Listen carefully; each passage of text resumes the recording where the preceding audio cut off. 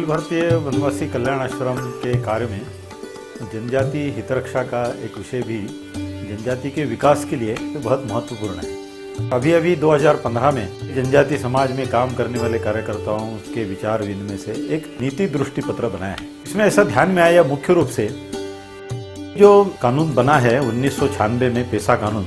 जिसको अनुसूचित क्षेत्र के लिए पंचायत विस्तार का कानून ऐसा बताया जाता है। महाराष्ट्र में अभी गत 2 साल से ही और राज्यपाल जी के विशेष ध्यान देने के कारण इसका क्रियान्वयन हो रहा है और इसका सही लाभ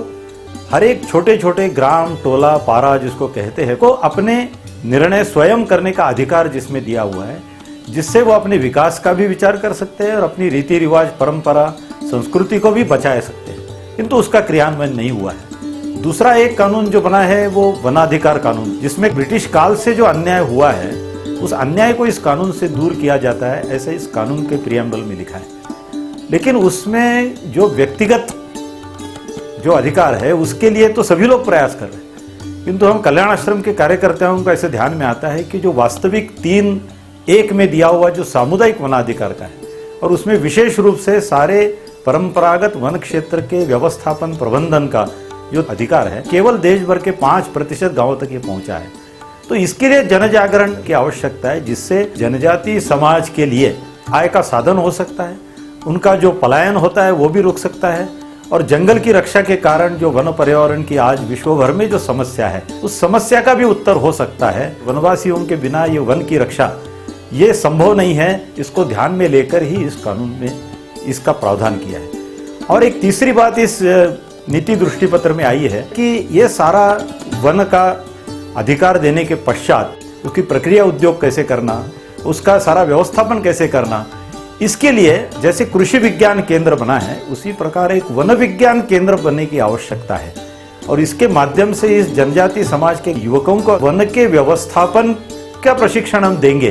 तो बहुत अच्छी मात्रा में जनजाति समाज अपनी परंपरा, संस्कृति को लेकर इस वन की रक्षा भी कर सकता है और उसके कारण उनके आय का साधन भी बढ़ सकता है। लेकिन ये तीनों बातों के लिए जो महत्व की बात है वो ग्राम सभा को सक्षम करना। ग्राम सभा अपने अधिकार को प्राप्त कर लेती है, उसको अगर जागरण उस गांव में होता है कि इस ग्राम सभा के माध्यम से हमारे गांव में हम ही सरकार है, इसको लेकर हम योजना बनाते हैं तो सही ढंग से एक जागरूक गांव होगा। और विनोबा जी ऐसे कहते थे कि आज़ादी के बाद अपना देश स्वतंत्र हुआ लेकिन अपने गांव स्वतंत्र नहीं हुए। अभी हमको स्वतंत्र गांवों का स्वतंत्र देश करना है और इसके लिए इस नीति दृष्टि पत्र में जैसे शासन प्रशासन के बारे में भी कुछ सूचनाएं हैं कि शासन करने वालों की एक इच्छा शक्ति होने की आवश्यकता है, जो प्रशासन के अधिकारी है उनमें संवेदनशीलता की आवश्यकता है और जो जनजाति क्षेत्र में काम कर रहे समाज के प्रमुख लोग हैं, जनजातियों के जनप्रतिनिधि है, वो किसी हम पार्टी के प्रतिनिधि नहीं है तो हम समाज के प्रतिनिधि है। इसको ध्यान में लेकर अगर इस समाज को जागरण के लिए हम सब लोग प्रयास करते हैं और सही ढंग से हर गांव, पारा, टोला इस प्रकार से जागरूक होकर